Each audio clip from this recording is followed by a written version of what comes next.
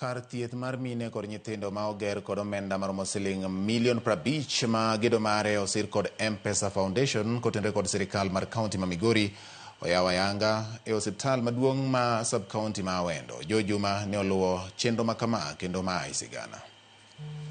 Kar thieth ni mar mine kod nyithindo bende ne oyaw ayanga kod gavana ma Migori Ochileako kod jakom mar M-Pesa Foundation Guto igeno ne dhi konyo duoko piny thoge mag mine e kinde mag nyuol. En kar thieth mantie kod kar bero kod jolony e tuoche mopogore opogore e kind mamoko. For women to have safe delivery, they require an environment that is properly equipped to support delivery.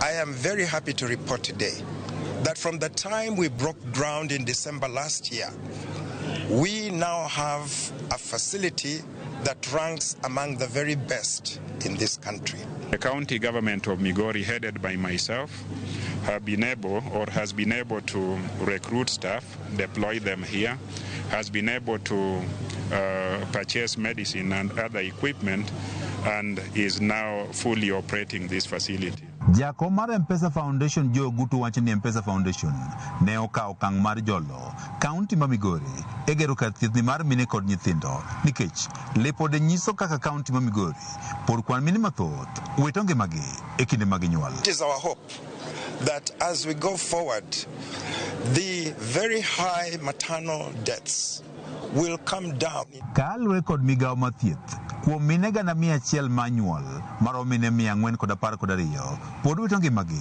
e kinde mag nyuol e kaunti ma Migori.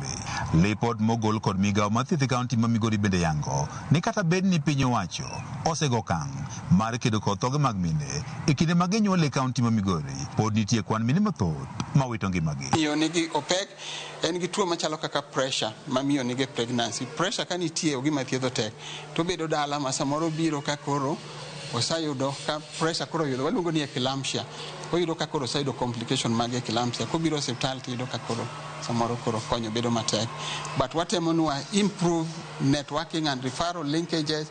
Apisa mochung' chenrogo mag nyode kaunti ma Migori Joseph Okidi wanen gima lit ni kawo chakre dwe mar achiel mar higani nyaka sani mine maromo 20 kod 8 osewito ngimagi e kinde mag nyuol e kaunti ma Migori. Every week kadiponi miyo kata nyathi monyuol ni nyalo tho, nyaka wabedi mwatim nonro matut ni ang'o miyo tho bedo, ang'o mwanyalo timo kwa dhi mbele mondo kik tho moro chak bed kendo. Our health plans, we have many more facilities that we intend to expand. We are investing heavily in equipping facilities. Thoge mag mine e kinde mag nyuol osetudi kod gik mathoth ma oting'o nok mag kuonde bero e osiptende e kaunti ma Migori. Pek e golo jotuo kawuok osiptal machielo ka itere machielo ma idendo kod dho ngere kaka referral system. One of the factors is the absence of theatre when normal delivery. When normal delivery is not possible, it is important and imperative to have a theatre close by or within the same facility where the mother can be attended to by a more specialized person. In this facility we have a theatre and it's operational. Diego man samoro miyo wabedo gi maternal death machalo kaka referral services.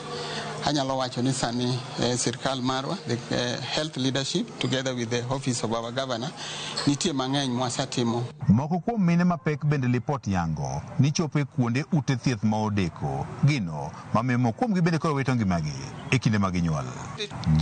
Juma, Ramogi TV, Migori. Ramogi bang' wuok Migori koro wadhi ane gwenge ma Kabondo. E chenro mar ng'e gwenge wa wadhi nyaka Kabondo e kaunti ma Homa Bay kama jafwambo marwa Millicent Adhiambo go e tach mar twak gi jopiny ma gweng' midendo ni Gweno Kipodi. Sigand Gweno Kipodi chalo nade?